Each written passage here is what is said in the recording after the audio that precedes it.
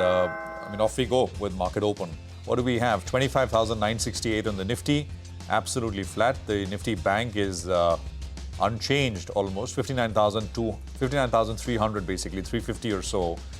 The Sensex is unchanged, the small cap index is unchanged, the mid cap index will come up with nothing on it as well. It's 1:1 advances to decline ratio, nothing very much happening there as well. Nifty 50 heat map gives you a quick sense of where we are starting, and then we'll pick it up from there. So what do we have? 40-point cut, 25,946, and you got about, what, 16, 17 names which are starting in the green. JSW is on one end of the spectrum in green, and of course Indigo is selling off on the other end. Rupee. Okay, I was just looking at the stocks that Sonal was mentioning on the back of this Nomura view. Nomura is concerned about the rise in Henry Hub prices, and MGL and IGL source a lot of their gas, based on this. Not too much on the stocks right now. Mahanagar gas is down about just 0.25%. IGL is actually up about 0.5%. So not really showing up in terms of stock price concern, at least right now. Interglobe Aviation, 3% lower on the stock now. So let's see. The biggest issue is that, is this a passing disruption or is it something more structural in nature? And we'll have our answers, I think, in the days ahead. Apart from Interglobe, the other stocks on the downside would be a Power Grid. Titan and HUL from the consumer space are seeing some profit taking. HDFC Life is down about 0.5%. Max Healthcare down about 0.5%. SBI Life also slightly lower. Let's look at the upside of the screen then. JSW Steel, like Nigel was saying, that now that we all know the deal contours, the details, it's not that bad at all.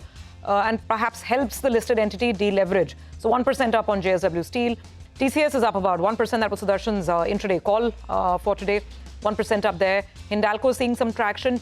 HCL Tech and TCS, both actually up and about. So Tech is seeing some buying. And then there's JSW Steel on the upside. Everything else is very flat. Well, that's right. You know, our colleague Yash had reported that that deal was in the works. And that deal actually has been announced. And now it appears, slice and dice everything. An EV of 53,000 crores. It's more favorable actually for the company. Explains why JSW Steel is up. What else is doing well? Spark getting back to its winning ways, up close to around 4%. Big move is what we're seeing out there. Petronet LNG, favorable news flow coming in overnight.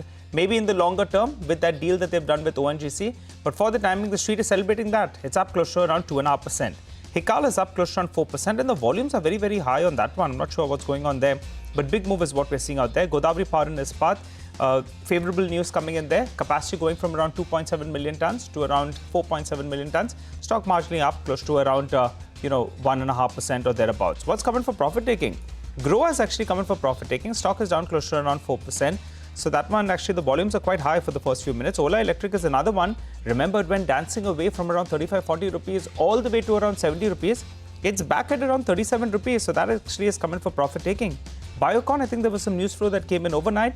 That one as well is down close to 2%. Volumes quite large. Net, markets down marginally. Mid-cap index trading in the green. But the Nifty Bank, that's down 100 points. The rupee, though, can't get your eye off that. 90.4 on the rupee. Well, it's holding around the lows, right? I mean, there's no big push. And over the last 2-3 days, what we've seen is there is some, I'm assuming the RBI steps in, provides dollars at some point during the day.